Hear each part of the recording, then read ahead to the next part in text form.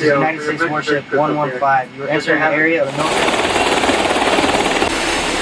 Hormuz প্রণালী থেকে mine অপসারণ করতে 6 মাস পর্যন্ত সময় লাগতে পারে, এমনটাই জানিয়েছে মার্কিন যুক্তরাষ্ট্রের প্রতিরক্ষা বিভাগ পেন্টাগন। তারা জানিয়েছে যুক্তরাষ্ট্র ইরান যুদ্ধ আনুষ্ঠানিকভাবে শেষ না হওয়া পর্যন্ত এই কাজ শুরু হওয়ার সম্ভাবনাও কম।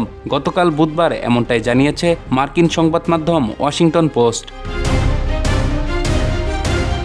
প্রতিবেদনে বলা হয়, কংগ্রেসে পেন্টাগনের একটি গোপন ব্রিফিং সম্পর্কে অবগত কর্মকর্তাদের উদ্ধৃতি দিয়ে এই তথ্য তুলে ধরা হয়েছে। আইন প্রণেতাদের জানানো হয়েছে ইরান জলপথটির ভেতরে ও আশেপাশে 20টিরও বেশি মাইন পেতে থাকতে পারে। এর মধ্যে কিছু মাইন জিপিএস প্রযুক্তি ব্যবহার করে দূর থেকে মোতায়েন করা হয়েছে, যা সেগুলো শনাক্ত করা আরও কঠিন হয়ে তুলেছে। এই মূল্যায়ন ডেমোক্রেট ও রিপাবলিকান উভয় দলের আইন প্রণেতাদের মধ্যে হতাশা সৃষ্টি করেছে, কারণ এতে ইঙ্গিত মিলেছে সংঘাতের অর্থনৈতিক প্রভাব, বিশেষ করে তেল ও জ্বালানির উচ্চ মূল্য বছরের অনেকটা সময় জুড়ে অব্যাহত থাকতে পারে। হরমুজ প্রণালীতে মাইন পাতা নিয়ে বিতর্ক নতুন নয়।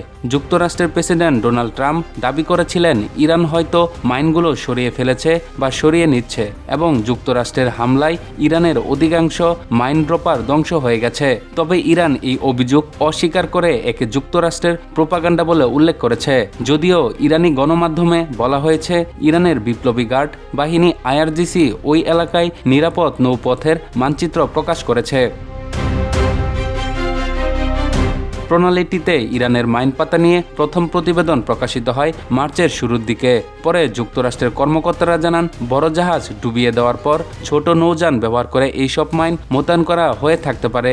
এই বিষয়ে জানতে চাইলে পেন্টাগন কোনো মন্তব্য করতে অস্বীকৃতি জানায়। মার্কিন সশস্ত্র বাহিনীর সেন্ট্রাল কমান্ডো এই বিষয়ে মন্তব্য করতে অস্বীকৃতি জানিয়েছে এবং হোয়াইট হাউস সব প্রশ্ন পেন্টাগনের কাছে পাঠিয়ে দিয়েছে।